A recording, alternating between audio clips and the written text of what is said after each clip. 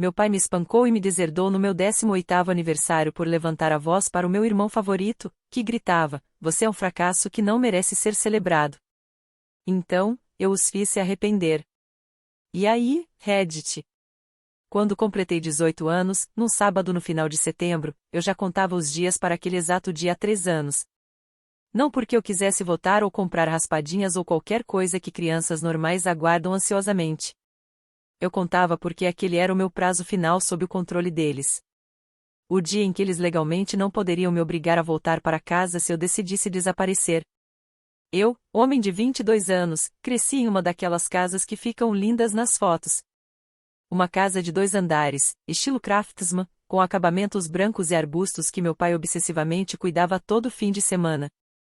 De fora, parecia que tínhamos tudo sob controle. Por dentro, porém, era como viver em uma casa onde eu era a única coisa que eles gostariam de esconder. Meu irmão Evan tem 2 anos a menos que eu, e ele foi o favorito desde o momento em que nasceu. Não estou exagerando. O garoto podia incendiar a garagem e eles perguntariam se ele precisava de terapia, e de um Xbox novo para processar os sentimentos. Enquanto isso, uma vez deixei uma toalha molhada no banheiro e levei uma palestra de 45 minutos sobre respeito e responsabilidade, que terminou com meu pai perguntando se eu tinha sido criado por lobos. Crescendo, aprendi a existir em silêncio, passos leves, nenhuma reclamação, sempre um passo à frente do que eles precisavam para que não tivessem que pedir nada. Meu pai tinha um olhar que me dava como se eu o incomodasse só por estar ali. Minha mãe era pior, porque sorria enquanto dizia besteiras como: "O Eva é naturalmente talentoso, querido. Você tem que se esforçar 2 vezes mais para acompanhar. O Evan tem a genética certa, a personalidade certa, a sorte certa." Depois que minha mãe perdeu 3 gestações antes dele, Evan se tornou o bebê milagroso deles, a segunda chance, e eu era apenas a criança que eles tiveram antes de descobrirem o que realmente queriam. Eu tentava, mesmo assim. Tirava boas notas, trabalhava meio período na loja de ferragens local, carregando sacos de mulch e cimento depois da escola. Nunca causava problemas. Guardava cada centavo porque já sabia que a faculdade não aconteceria com o dinheiro deles. Sempre que meu pai falava sobre meu futuro, ele resmungava algo como: "Você vai se virar. Você é engenhoso." Evan ganhou um laptop de última geração para jogos aos 16 anos, supostamente para estudar. Ele praticamente só usava para assistir vídeos e jogar até às 3 da manhã. Quando eu pedi para usar uma vez para pesquisar coisas da faculdade, minha mãe disse para perguntar ao Evan primeiro. Ele me respondeu para arranjar um próprio. Fim de papo. Então, quando meu aniversário de 18 anos chegou, eu não esperava nada. Talvez um cartão com R$ 20 dentro. Talvez um bolo simples do supermercado. Algo que mostrasse que eu existia. Acordei por volta das 10h30, desci as escadas e encontrei meu pai amarrando uma fita prateada em uma caixa preta elegante sobre o balcão da cozinha. Evan pulava de empolgação, como se fosse Natal de manhã. Minha mãe estava com aquele sorriso falso, pronto para a foto. Ninguém olhou para mim, nenhuma vez. Minha mãe finalmente percebeu que eu estava ali e disse: "Ah, que ótimo, chegou na hora certa, querido. Evan, pode abrir." Eu fiquei parado, confuso, congelado. Evan rasgou a caixa e tirou de dentro um relógio caro de aço inoxidável, com pulseira de couro. Daquele tipo que custa mais de 3 meses do meu salário na loja de ferragens. Daquele tipo que você vê em anúncios de revistas de perfumes e carros de luxo. Caraca, isso é incrível. Evan sorriu, colocando-o no pulso e girando para pegar a luz. Agora não preciso mais roubar o seu, pai. Meu pai riu e bagunçou o cabelo dele. Você mereceu, campeão. Estamos orgulhosos de você. Mereceu. A maior conquista do garoto naquele mês tinha sido entrar no time juvenil de basquete e não ser suspenso por fumar vape no vestiário. Eu fiquei ali parado, esperando. Esperando alguém lembrar. Alguém olhar para mim. Alguém dizer as 2 palavras que realmente importavam naquele dia. Minha mãe lançou um olhar rápido para mim. Deve ter visto algo no meu rosto, porque disse: "Não fique com essa cara amarga, Nolan. A vida não é sobre coisas materiais. Quando você for mais velho, vai entender que caráter importa mais do que presentes." Eu me senti como se tivesse levado um soco. Ela disse aquilo naquele tom suave e condescendente que usa quando quer parecer sábia. Como se eu fosse um pirralho mimado fazendo birra por causa de um brinquedo. Achei que a gente fosse comer bolo, eu disse baixo. Oh, a gente comeu mais cedo, Evan respondeu casualmente, sem nem levantar os olhos do relógio novo. Enquanto você dormia. Eu pisquei. Vocês comeram um bolo sem mim? Foi só uma coisinha, minha mãe disse rápido. Nada demais. Não faz cena. Evan deu um sorrisinho debochado. Tinha meu nome nele. Você perdeu, mano. Quer dizer, foi meio que uma comemoração conjunta, mas não é seu aniversário. Supera. Meu pai perdeu a paciência. É só um bolo, Nolan. Para de drama. Foi aí que algo dentro da minha cabeça simplesmente estalou, como um fio arrebentando.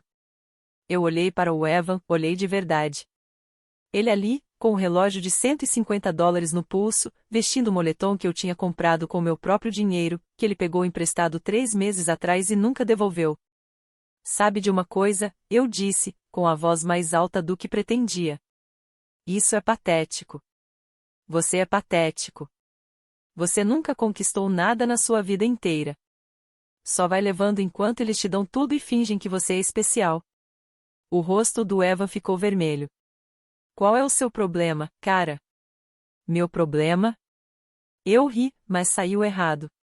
Meu problema é estar aqui no meu aniversário vendo você ganhar um relógio só por existir, enquanto eles nem conseguem lembrar que dia é hoje. Nolan, minha mãe advertiu. Chega. Não, não chega. Nunca foi suficiente. Nunca. Vocês me tratam como se eu fosse um cachorro abandonado que são obrigados a alimentar, enquanto fazem festa pro filho dourado que reprovou em todas as matérias, menos educação física. Foi aí que meu pai se mexeu rápido. Ele me agarrou pela camisa e me empurrou com força contra a geladeira. Minha cabeça bateu no aço inox. Tudo ficou branco por um segundo. Acabou pra você, ele disse, com a voz baixa e gelada. Ouviu bem? Acabou. Eu empurrei ele de volta com força suficiente para fazê-lo tropeçar. Os olhos dele se arregalaram de choque. Eu nunca tinha reagido antes. Nunca tinha levantado a voz. Nunca tinha brigado. Encosta em mim de novo, eu disse baixo, e eu faço você se arrepender. Ele veio para cima outra vez, agora com o punho. Acertou minhas costelas. Uma vez. 2. Eu me curvei, sem ar. Minha mãe gritou. Eva só ficou ali, olhando. Meu pai agarrou meu rosto e me obrigou a encará-lo. Chega, ele disse. Acabou essa palhaçada de comemorar um fracasso como você. Você é só um erro. Agora sai da minha frente. Um erro. Era isso que eu era. Não o filho dele. Eu me endireitei, com as costelas queimando, sentindo o gosto de sangue na boca. Olhei para os 3. Minha mãe chorando lágrimas falsas. Eva ainda segurando o relógio. Meu pai respirando pesado, punhos cerrados. E então eu percebi algo. Eles nunca iam me amar. Não importava o que eu fizesse, o quanto eu tentasse, o quanto eu me diminuísse. Eu nunca seria o Eva. Então, eu fiz uma escolha. Subi para o meu quarto, peguei minha mochila, enfiei um moletom, algumas meias, barras de cereal, o carregador do celular e os $180 que eu vinha juntando no envelope colado embaixo da gaveta da minha escrivaninha. Eu tinha meu documento, meu cartão de débito e o horário de um ônibus da Greyhound salvo no celular havia 3 semanas, só por precaução. Às 2 da manhã, enquanto todos dormiam, eu saí silenciosamente pela porta dos fundos. Eu não tinha um plano. Só sabia que preferia dormir na rua do que passar mais uma noite naquela casa. As 4 primeiras noites foram brutais. Não vou amenizar. Eu pulava entre o restaurante 24 horas na Route 12, um canto da biblioteca pública até eles me expulsarem no fechamento, e um banco atrás da YMCA que ninguém checava depois da meia-noite. Aprendi quais máquinas de venda automática eram mais propensas a dar 2 produtos se você acertasse do jeito certo, quais banheiros de posto de gasolina tinham o melhor sabonete para se limpar e quais linhas de ônibus rodavam a noite toda para que eu pudesse dormir sem ser incomodado pela polícia. No quarto dia, quase fui visto. Estava passando pelo shopping para carregar o celular na biblioteca e vi a caminhonete do meu pai entrando no estacionamento como se fosse dona do lugar. Mesmos amassados no para-choque, mesma moldura da placa personalizada. Meu cérebro congelou. Me escondi atrás de uma máquina de venda automática perto da entrada da lavanderia e fiquei ali parado, fingindo mexer no celular como se fosse normal. Vi ele sair, olhar ao redor e depois marchar até o supermercado como se estivesse em uma missão. Ele não me viu. Mas aprendi algo naquele momento: desaparecer não é só ir embora. É permanecer desaparecido quando você está a 5 segundos de ser pego. Na quinta noite, meu celular estava quase sem bateria. Meu moletom cheirava a suor e chuva, e eu tinha comido tantas barras de proteína de posto de gasolina que achei que meu estômago poderia se revoltar. Foi então que encontrei a igreja no centro da cidade. Eles mantinham um programa de abrigo no porão. Nada de luxo, só sopa e um prato quente 3 vezes por semana. O cara da recepção era mais velho, cabelo grisalho e olhos gentis, daqueles que você não vê todo dia. Ele não fez perguntas quando cheguei com minha mochila e o lábio machucado. Apenas acenou e me indicou uma cama vazia no fundo. Fiquei lá por 11 dias. Conheci algumas pessoas. Aprendi coisas como esticar $3 em 2 refeições, identificar problemas antes que eles me encontrem e dormir leve para ninguém pegar minhas coisas. Durante o dia, eu ia até a biblioteca e preenchia pedidos de emprego nos computadores públicos. Candidatei-me em todo lugar: restaurantes, lojas, armazéns, serviços de entrega, qualquer coisa que aceitasse alguém com diploma do ensino médio e um pouco de disposição. Meu celular começou a tocar com retornos depois de cerca de 1 semana e meia.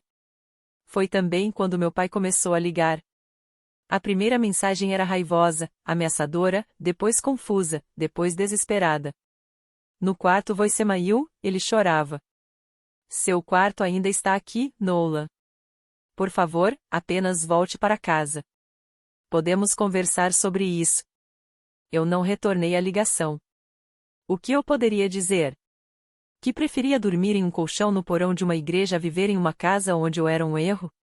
Eventualmente consegui um emprego em um centro de distribuição de suprimentos médicos, um enorme hub na Highway 47 que enviava equipamentos hospitalares e produtos farmacêuticos para clínicas em 3 estados. O salário era mínimo, com horas extras ocasionais, mas me contrataram na hora quando apareci para a entrevista com uma camisa social emprestada. O gerente de operações, um cara com antebraços como cabos de aço, olhou para mim e disse: Você chega na hora. Trabalha duro. Não rouba. Estamos de acordo. Isso é tudo. Eu chegava todo dia cedo. Depois de 2 semanas dormindo no abrigo, encontrei o homem mais velho da recepção do lado de fora, depois de uma das refeições. Ele estava entregando cobertores e sopas enlatadas doadas. Ex-eletricista, aposentado cedo após a morte da esposa. Ele mencionou que tinha um galpão convertido atrás da casa dele que vinha usando como depósito, mas estava pensando em alugar barato para alguém que precisasse de uma chance. Perguntei quanto barato. Ele disse, $120 por semana. Com as contas incluídas. Mudei na manhã seguinte. Não era muita coisa: um colchão de solteiro em uma estrutura de metal, um aquecedor que só funcionava se você não respirasse errado perto dele, um micro-ondas e um fogareiro. Cheirava a óleo de motor e jornal velho. Mas era quente, privado e meu. O dono me deixava sozinho, na maior parte do tempo. Só batia uma vez por semana para cobrar o aluguel e, às vezes, deixava um saco de compras na porta sem dizer uma palavra.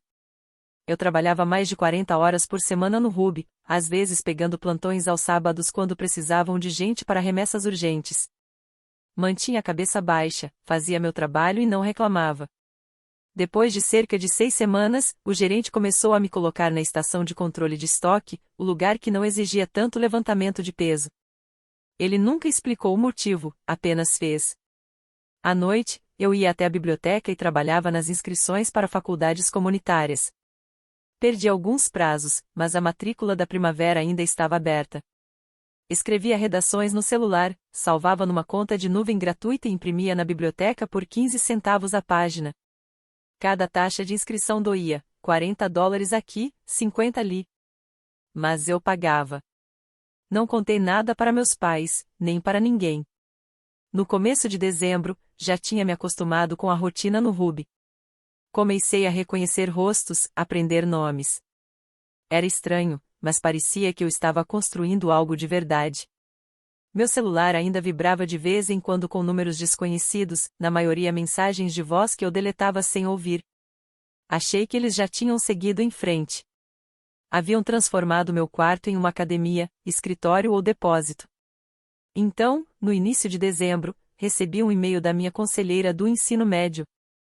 Nolan, espero que esta mensagem te encontre em segurança. Quero informar que seu pedido de histórico escolar foi cancelado. Seus pais contataram a administração da escola e afirmaram que você não seguiria com o ensino superior. Solicitaram que cessássemos toda a correspondência relacionada a inscrições universitárias. Queria garantir que você estivesse ciente.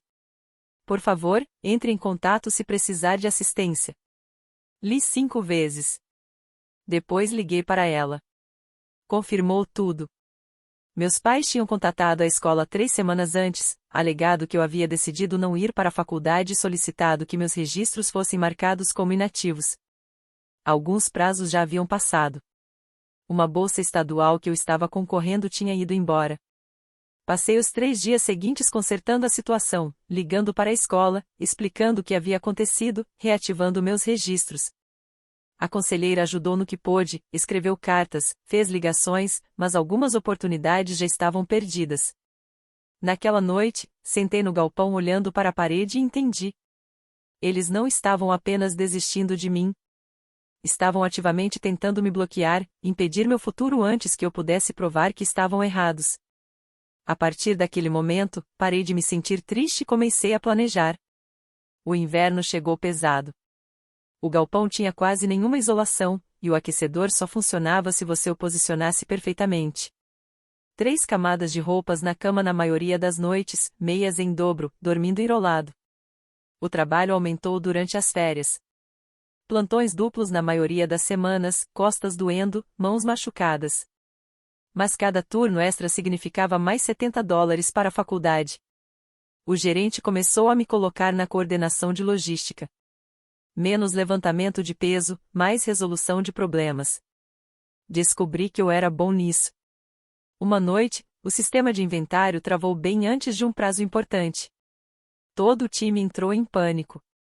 O gerente estava ao telefone gritando com a matriz quando notei a mensagem de erro. Eu vinha estudando sozinho Excel e noções básicas de banco de dados na biblioteca entre uma inscrição de emprego e outra.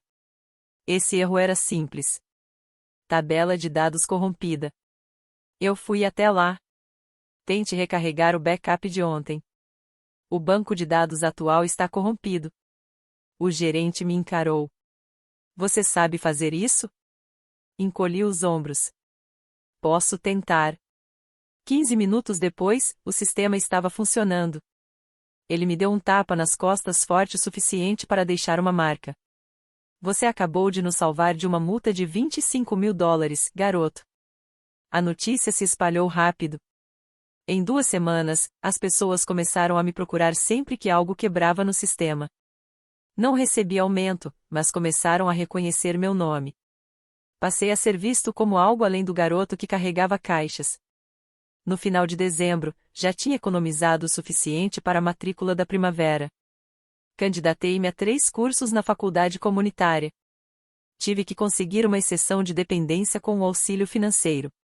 Levei documentos do abrigo, uma carta da conselheira, provas de que me sustentava sozinho, 6 viagens e uma montanha de papelada. Mais tarde, consegui resolver tudo. Janeiro chegou, cartas de aceitação, todos os 3 cursos, além de uma bolsa parcial baseada em necessidade. Fiquei 2 horas olhando o e-mail, fixando a palavra parabéns, como se pudesse desaparecer. Naquela noite, assei um bolo de caixa na cozinha do senhorio. Chocolate, torto, levemente queimado. Escrevi meu nome em glacê azul, apenas Nolan. Comi 3 pedaços. Guardei o resto. Na manhã seguinte, me matriculei nas aulas, Introdução à Gestão de Negócios, Álgebra Universitária, Composição em Inglês, Princípios de Logística. Não contei para meus pais, mas cidades pequenas sempre falam. 3 semanas depois, encontrei uma vizinha no supermercado. Ela sorriu de orelha a orelha. Nolan, ouvi dizer que você vai para a faculdade. Sua mãe deve estar tão orgulhosa. Assenti. Deve estar. Mas eu sabia a verdade. Mais tarde naquela semana, minha mãe ligou de um número desconhecido. Deixei ir para a caixa postal. Ela não chorou nem gritou, apenas disse com aquela voz doce e falsa medida. Ouvimos sobre a faculdade, Nolan. Que maravilhoso. Espero que você se lembre de onde veio. Como se eu devesse algo a eles. Deletei. As aulas começaram. Trabalhei de manhã, assisti às palestras à tarde, ia para a biblioteca à noite. Encontrei um apartamento perto do campus com 2 colegas tranquilos que pagavam aluguel em dia.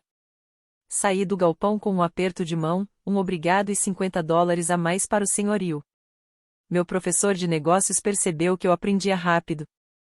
Começou a me dar trabalhos extras, ajudar outros alunos, organizar horários de aula, entrei na lista do decano no semestre da primavera e consegui um trabalho administrativo no campus até o outono, que pagava melhor que o armazém.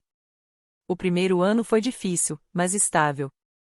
No segundo, me acomodei, apartamento melhor, rotina melhor, notas melhores.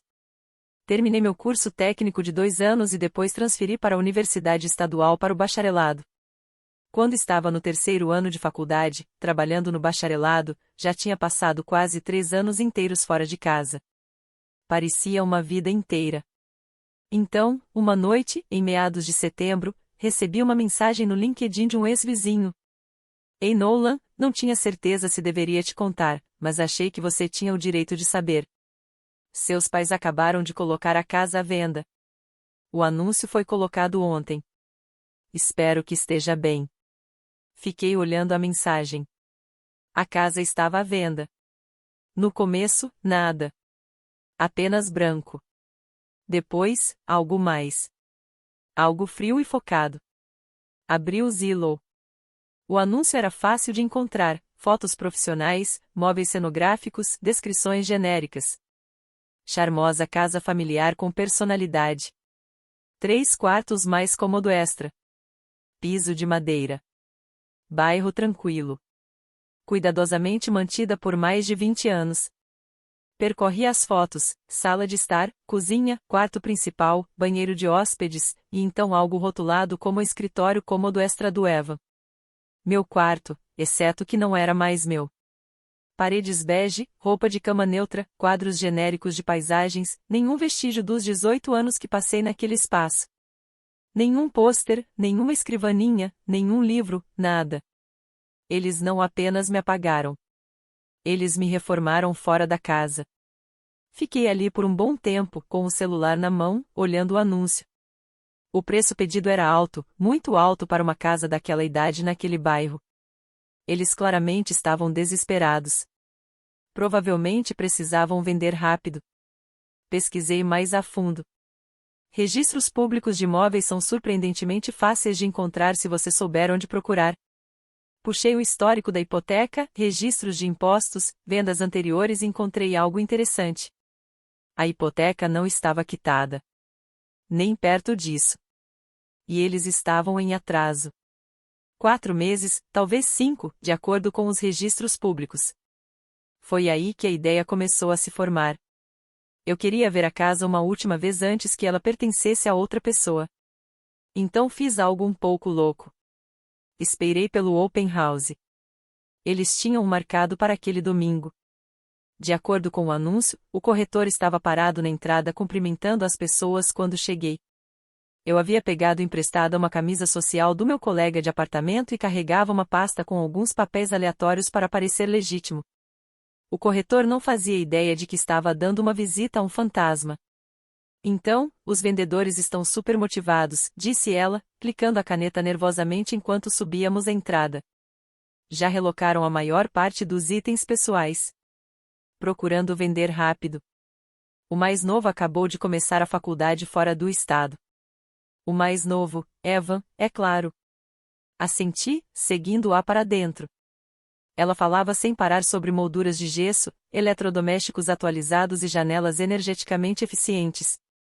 Eu mal escutava. Minha atenção estava nos espaços, nas paredes, no fato de que eu não estava mais ali. A cozinha parecia a mesma. A sala de estar também. O quarto dos meus pais estava montado com móveis de aluguel. Então chegamos ao meu antigo quarto. Fiquei na porta e não senti absolutamente nada, apenas frio. A corretora gesticulava em volta como se estivesse mostrando um prêmio. Este é o quarto de jogos e estudo do filho deles. Recebe luz natural incrível. Espaço flexível perfeito. Quarto de jogos e estudo. Foi nisso que eu me tornei um extra para o Evan. Entrei. Eles haviam montado como uma estação de preparação para a faculdade, uma escrivaninha elegante com abajur, um mural com checklist do dormitório bem organizado, brochuras de faculdades espalhadas numa mesinha lateral. Tudo com o nome do Evan. Seguimos para o quarto real do Evan. Ainda decorado. Ainda com os pertences dele. Troféus na prateleira. Posteres nas paredes. Eles não haviam mexido em nada. O quintal estava pior. A casa na árvore que eu havia construído com meu tio quando tinha 13 anos, onde passei centenas de horas lendo e me escondendo, havia desaparecido, derrubada. Restava apenas um retângulo de terra e alguns parafusos enferrujados saindo de postes apodrecidos. A corretora percebeu que eu estava olhando fixamente. Os vendedores mencionaram que removeram uma estrutura antiga aqui atrás. Questão de responsabilidade. Assenti. Não disse nada. Ela me deu um minuto, provavelmente percebendo algo estranho no meu silêncio. Quer ver a garagem antes de terminarmos? Ela perguntou animada. Segui-a pela porta lateral. A garagem estava cheia de caixas de mudança e caixas plásticas empilhadas na parede do fundo. A maioria tinha etiquetas com a caligrafia impecável da minha mãe, decorações de feriado. Cozinha extra. Evan, manter. Então vi o canto. 3 caixas empurradas atrás de uma esteira quebrada. Etiquetas com fita adesiva na mesma caligrafia, doar coisas do quarto antigo. E a última, a menor, como se fosse um pensamento tardio, lixo. E adivinhe de quem era aquele lixo? Meu, é claro. Fiquei olhando para aquela caixa por um bom tempo. A corretora não percebeu. Já estava voltando para dentro, falando sobre metragem quadrada. Caminhei até a cerca do fundo, mãos nos bolsos, respirando devagar. Era o quintal onde aprendi a andar de bicicleta, onde enterrei uma cápsula do tempo na 4ª série que provavelmente ainda estava debaixo do carvalho. Onde existi por 18 anos e agora era apenas mais um anúncio, mais uma transação. Naquela noite, sentado no carro depois da visita à casa, tomei uma decisão. Se eles queriam me apagar, tudo bem. Mas eu ia garantir que o mundo soubesse exatamente quem eu era, e eles iriam assistir do meio dos escombros. Não queria uma vingança que gritasse. Queria uma vingança que queimasse devagar. Daquelas que se aproximam silenciosamente, destroem e não deixam rastros. Então, a mensagem chegou do nada, cerca de 2 meses depois que comecei na faculdade comunitária. Eva, primeira vez que ouvia dele desde que saí. Ouvi dizer que você está trabalhando num supermercado e indo para a faculdade. Que patético. Depois, outra mensagem. Sabe o que eu fiz com seu quarto, né? Olha só. Anexo, uma foto. Meu antigo quarto, exceto que não era mais meu. Pintura nova, móveis novos, montado como se fosse um showroom para o open house. Limpo, perfeito, como se eu nunca tivesse existido. Limparam todo o seu lixo. Está muito melhor agora. Acho que é isso que acontece quando o peso morto sai. Fique quebrado trabalhando no seu joguinho. Não volte. Ah, e obrigado por se mudar. Na verdade precisávamos do espaço para algo útil. Fiquei olhando para aquela mensagem por um minuto inteiro. Não magoado, não bravo, apenas frio, calculista. Ele queria uma reação. Queria que eu respondesse desesperado ou na defensiva. Queria prova de que ainda tinha poder sobre mim. Não respondi. Naquela noite, não consegui dormir. Fiquei pensando naquela foto, sobre como era fácil para eles me apagar. Por volta das 2 da manhã, abri o Instagram, apenas rolando, matando o tempo. Foi quando encontrei. Evans Finn, público. Mesmo rosto, nome de usuário diferente. Alguma variação do nome dele com números aleatórios. Aquele tipo de conta que pessoas fazem achando que são espertas, mas na verdade são preguiçosas. A história dele ainda estava no ar. Postada 6 horas atrás. Primeiro slide, ele sentado no meu antigo quarto. Legenda, peso morto finalmente limpo. Segundo slide, se filmando no espelho. Legenda, filho dourado continua ganhando. Fiz captura de tela de ambos. Nome de usuário visível, data visível. Depois, continuei rolando pelos destaques. Meses de postagens. E foi aí que encontrei ouro. Um destaque chamado Conversa Real tinha slides de alguns meses atrás. Evan brincando com amigos sobre copiar prova de cálculo de alguém. Outro slide se gabando de ter a namorada escrevendo suas redações de inglês. Outro rindo sobre falsificar horas de voluntariado para inscrições na faculdade. Capturas de tela de chats em grupo onde ele admitia plagiar trabalhos. Nada escondido. Nada privado. Apenas público, estúpido. Fiz captura de tela de cada um. Certificando-me de que o nome de usuário e as datas aparecessem em todas. Depois, enviei todos por e-mail para mim mesmo. Abri meu laptop. Criei uma nova pasta dentro da que estava rotulada como a House. Chamei-a de Receitas and Comprovantes. Foi aí que decidi, chega de apenas sobreviver. Chega de apenas construir minha vida e esperar que o karma eventualmente aparecesse. Eu seria o karma. O primeiro passo era informação. Informação real, daquelas enterradas em documentos e registros públicos. Mantive tudo organizado como se estivesse montando um processo, porque estava. Tinha uma pasta no laptop chamada Hausian e dentro dela outra chamada Don't Lie to Me, Não Me Minta. PDFs, capturas de tela, datas destacadas, links do condado, favoritos, e um arquivo de anotações correntes onde eu registrava quem disse o que e quando. Eu também imprimia as piores coisas. Papel comum da Staples, pasta barata, plásticos para fichário. Há algo em segurar na mão que torna tudo real. Passei as 2 semanas seguintes pesquisando tudo sobre a venda da casa deles.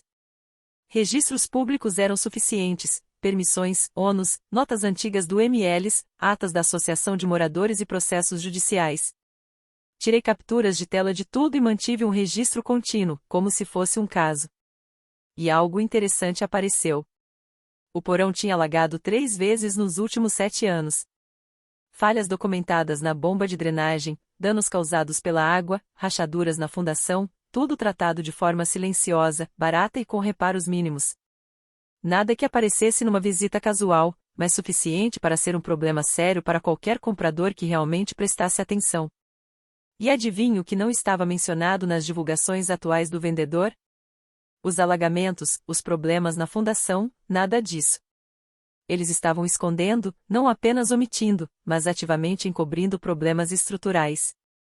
Isso é fraude imobiliária. Poderia anular a venda, abrir espaço para processos, destruir qualquer credibilidade. Salvei todos os documentos, imprimi cópias, fiz backup em 3 contas de nuvem diferentes. Mas apenas ter as provas não bastava. Eu precisava de tempo, estratégia. Entrei em contato com alguém que não falava há anos, um velho amigo do ensino médio. Estudamos juntos, corríamos na mesma equipe de atletismo. Ele entrou em análise de dados e agora trabalhava como freelancer fazendo pesquisas de fundo para pequenos escritórios de advocacia. Não éramos próximos, mas eu o havia ajudado uma vez quando o carro dele quebrou no penúltimo ano e ele precisava de carona para uma entrevista na faculdade.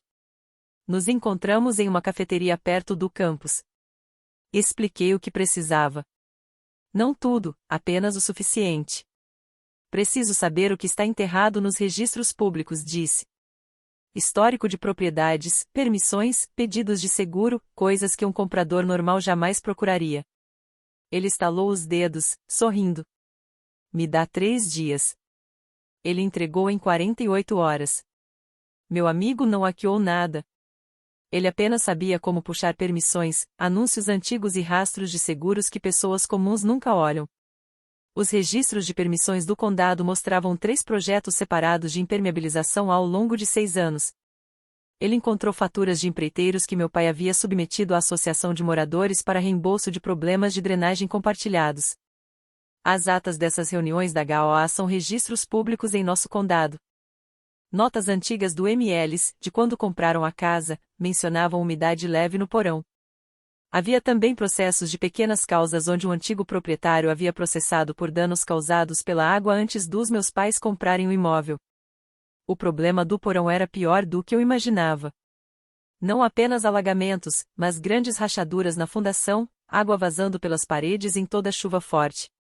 A bomba de drenagem era um paliativo. A solução real custaria no mínimo $35.000. E meus pais sabiam disso. Meu amigo encontrou uma solicitação de permissão de construção de 8 meses atrás, em que meu pai listava reparo de impermeabilização do porão, remendo temporário na descrição do trabalho. Eles fizeram o mínimo e nunca divulgaram nada.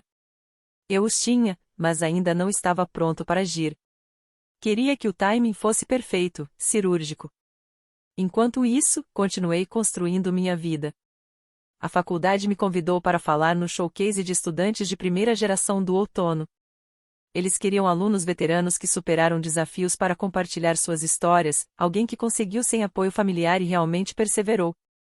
O evento estava marcado para o final de outubro, aberto ao campus inteiro, professores, estudantes, pais. Foi quando percebi o timing perfeito. E se meus pais me vissem no palco, reconhecido como um sucesso, celebrado publicamente, exatamente quando a venda da casa deles desmoronasse?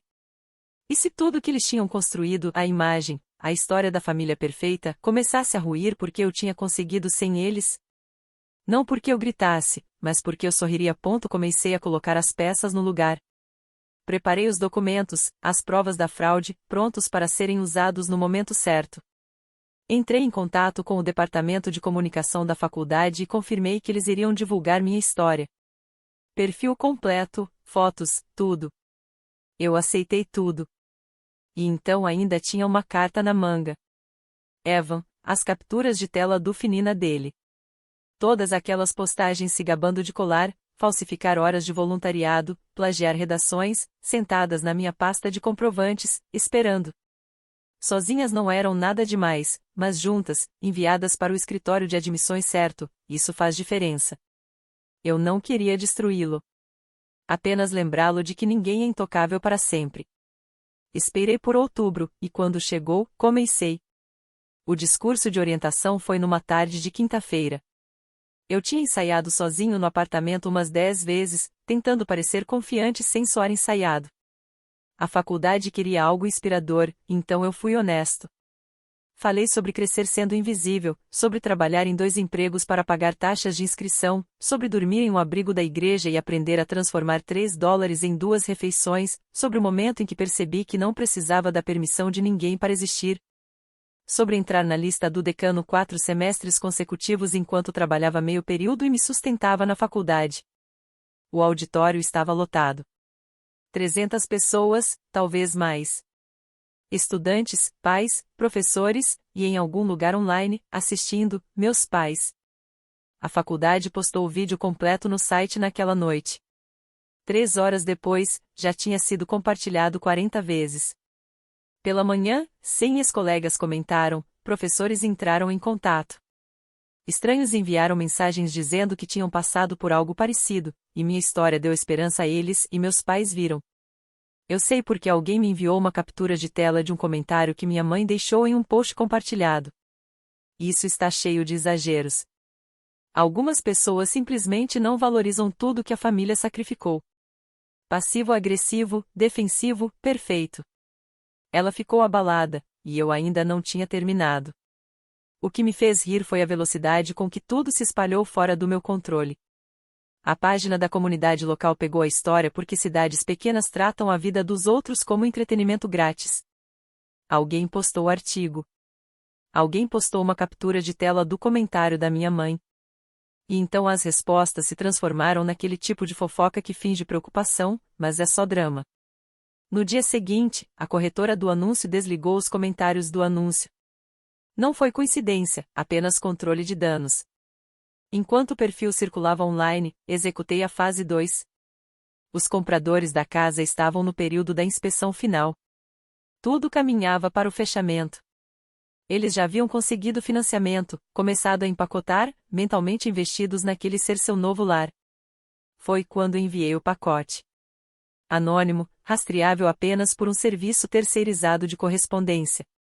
Dentro havia um pendrive, histórico de permissões mostrando trabalhos repetidos de impermeabilização, fotos do open house mostrando manchas suspeitas nas paredes, capturas de tela das atas da HOA discutindo problemas de drenagem compartilhada, cópias das notas antigas do MLs mencionando umidade, documentos de pequenas causas do processo do antigo proprietário e uma carta digitada. Esta propriedade possui danos estruturais não divulgados. Os vendedores sabiam e deliberadamente os ocultaram. Se você fechar a compra desta casa, a responsabilidade será sua. Pergunte ao corretor sobre as permissões de impermeabilização e problemas na fundação documentados nos registros do condado. Veja o que eles dizem. 4 dias depois, o anúncio desapareceu. Os compradores desistiram totalmente. Aqui está o lance sobre o mercado imobiliário. Uma vez que o inspetor do comprador documenta infiltração de água e danos na fundação, e o corretor do comprador coloca isso por escrito exigindo reparos ou créditos, esse corretor tem o dever legal de divulgar daqui para frente. A corretora do anúncio não podia mais esconder nada. O corretor do comprador enviou um e-mail formal pedindo que os vendedores resolvessem os problemas estruturais não divulgados ou eles desistiriam da compra. Esse e-mail talvez não seja registro público, mas circulou. Corretores de imóveis conversam. Em cidades pequenas, qualquer futuro comprador acabaria sabendo. Qualquer corretor sério faria perguntas. E se o corretor tentasse esconder agora, perderia a licença. Eles estavam atrasados na hipoteca, incapazes de vender sem divulgar e reparar. $35.000 que não tinham. Olhando para a execução hipotecária, eu não comemorei, apenas observei os dominós caírem. Então veio a fase 3. Eva estava se candidatando a universidades, escolas grandes, programas prestigiados, se apoiando em notas infladas e conquistas falsas. Enviei um e-mail anônimo para o escritório de integridade acadêmica das 3 principais universidades dele. Preocupação com desonestidade acadêmica do candidato Eva. Anexadas estão capturas de tela mostrando registros de voluntariado falsificados e admissão de plágio. Por favor, revise antes de finalizar decisões de aceitação. Anexei as capturas. Ele se gabando de copiar trabalhos, inventando horas de serviço comunitário, rindo de ter amigos assinando folhas de presença que ele nunca cumpriu. Eu não precisava que ele fosse rejeitado imediatamente. Só precisava de um selo discreto em revisão em que o seguisse. 2 semanas depois, soube, pela rede da cidade pequena, que a aceitação da primeira escolha do Evan foi adiada. Eles pediram documentação adicional. O comitê de bolsas colocou a aplicação em espera até esclarecimentos. Nada definitivo, nada explosivo, apenas perguntas. Mas Evan sabia que alguém novo estava observando. Passaria meses esperando o outro golpe cair, checando o e-mail obsessivamente, se perguntando quem estava de olho. Isso era suficiente. 3 semanas se passaram, quieto, normal. Eu ia para as aulas, trabalhava nos meus turnos, estudava na biblioteca.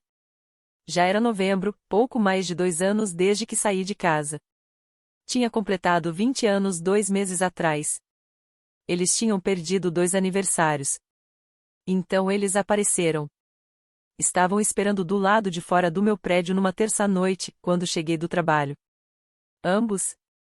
Meu pai parecia mais velho, cansado, ombros caídos. Minha mãe tinha aquela expressão calma falsa que usa quando está quase desmoronando. Nolan, disse meu pai, voz tensa. Precisamos conversar.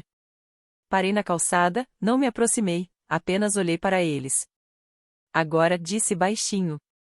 Depois da casa se tornar inviável para a venda e das aplicações do Evan desmoronarem. É agora que querem conversar? Meu pai estremeceu, como se eu tivesse dado um tapa nele. Não sabíamos que as coisas tinham ficado tão ruins. Você não sabia ou não se importava? Por favor, disse minha mãe, dando um passo à frente. Cometemos erros.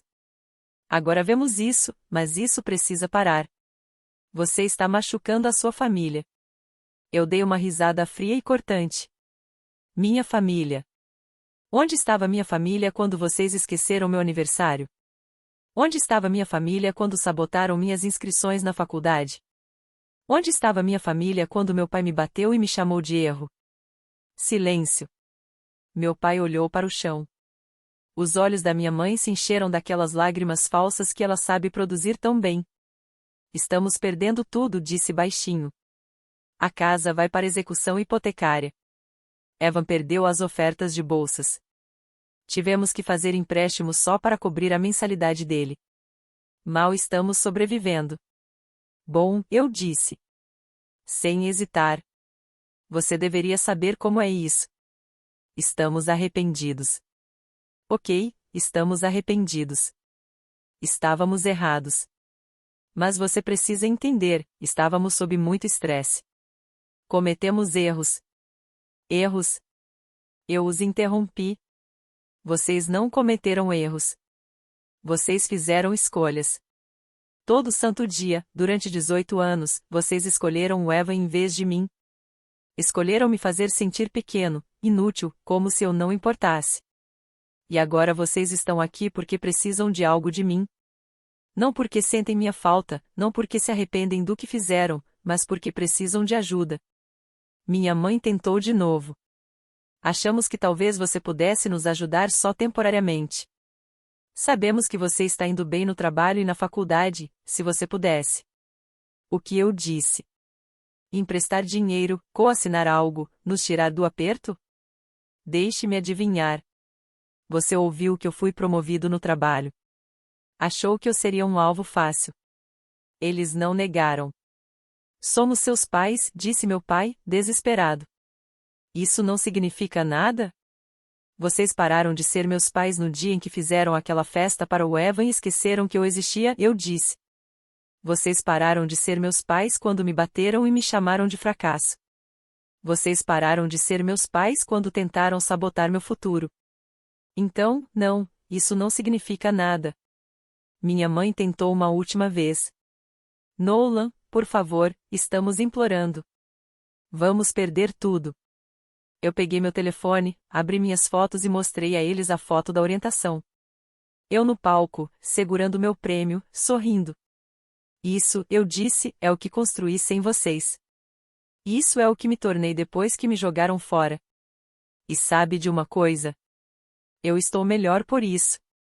Então, qualquer coisa que vocês estão prestes a perder, isso se chama consequências. Bem-vindos ao clube. Eu passei por eles em direção ao meu prédio. Meu pai agarrou meu braço. Não com força, apenas desesperado. Não, eu disse baixinho, me soltando. Nunca mais me toque. Ele soltou. Olhei para os dois uma última vez. Vocês queriam que eu fosse embora. Conseguiram o que queriam. Agora, fiquei longe. Entrei, tranquei a porta, e essa foi a última vez que os vi pessoalmente. No ano seguinte, pedaços da história deles foram chegando aos poucos. A casa entrou em execução hipotecária. Eles se mudaram para um pequeno aluguel do outro lado da cidade. Meu pai começou a fazer turnos nos finais de semana entregando pacotes para sobreviver. Evan se transferiu para uma universidade estadual sem bolsa, trabalhando meio período em um call center para ajudar a pagar as despesas. Tentaram entrar em contato algumas vezes. Mensagens de aniversário, cartões de feriado, sempre curtos, sempre superficiais. Nunca um pedido de desculpas real. Apenas tentativas fracas de reconexão que não reconheciam o que haviam feito. Eu nunca respondi. Me formei aos 22 com honras. Fui promovido 2 vezes no meu trabalho no campus. Minha verdadeira família são aqueles que eu escolhi, aqueles que nunca me fizeram implorar por um lugar à mesa.